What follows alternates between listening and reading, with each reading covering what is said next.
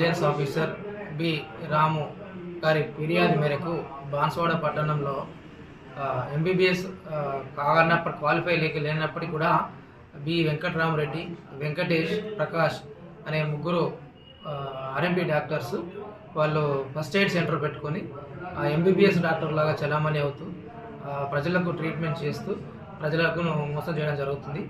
అయితే దీనిపైన Telangana vigilance officers raid చేసి వారి యొక్క ఎన్రోల్మెంటు మరియు వారి యొక్క సర్టిఫికెట్స్ అన్నీ క్షుణ్ణంగా పరిశీలించి వెరిఫై చేసిన తర్వాత వీరు అర్హులు కాదని చెప్పేసి ఇల్లీగల్గా ట్రీట్మెంట్ ఇస్తున్నారని చెప్పేసి వారు ఫిర్యాదు చేయడం జరిగింది.